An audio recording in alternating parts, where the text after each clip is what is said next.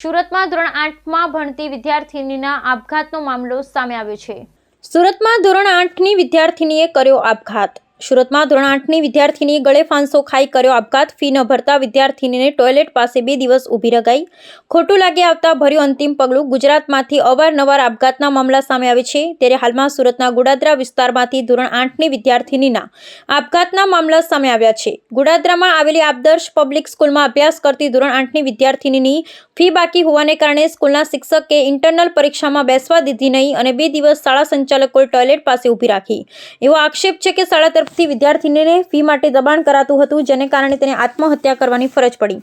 વિદ્યાર્થિનીની આત્મહત્યાના પગલે પરિવાર શોકમાં છે। આ મામલે ગોડાદરા પોલીસે તપાસ શરૂ કરી છે। પ્રાપ્ત જાણકારી અનુસાર શાળા દ્વારા વિદ્યાર્થીને અનેકવાર ફી ભરવા માટે દબાણ કરાતું હોવાથી આખરે ખોટું લાગી આવતા વિદ્યાર્થિનીએ ગળે ફાંસો ખાઈ લીધો અને વિદ્યાર્થિનીના પરિવારના આરોપ છે કે શાળાના સંચાલકોને પરિવારજનોએ ફી ભરવા માટે સમય આપવા અપીલ કરી હતી। જોકે તેમ છતાં વિદ્યાર્થિની સાથે ખરાબ વર્તન કરવામાં આવતા તેને લાગી આવ્યું અને તેણે આત્મહત્યા કરી। બીજી બાજુ સ્કૂલ સંચાલક દ્વારા પરિવારના આક્ષેપોને પાયા વિહોણા ગણાવ્યા। તેમણે કહ્યું, છોકરાઓ સાથે ફી બાબતે કોઈ ચર્ચા કરવામાં આવતી નથી। વાલીઓને જ કહેવામાં આવે છે, બાળકીને પરિવાર જ ટોર્ચર કરતો હતો। Bureau report, Sunil Ganjewala, Surat. જી, તમારું નામ? રાજુલાલ ગોપીલાલ ખટી। શું ઘટના બની? ઘટનામાં એવું છે કે બેબીમાં એક્ઝામ નહીં આપવા દીધી હતી મારી બેબીને।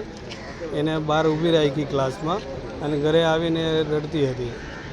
એ પછી અમે ફોન કર્યો સરને। મેં કીધું છોકરીને હું કામ ફીસ બાકી હતી એની, મેં કીધું આવતા મહિને ભરી દેવા હું।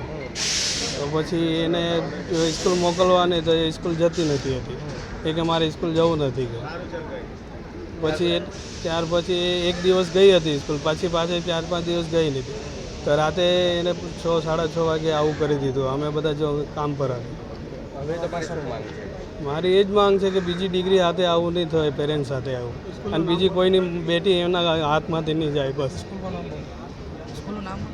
સ્કૂલના આદર્શ પબ્લિક સ્કૂલ, ગોડાદરા।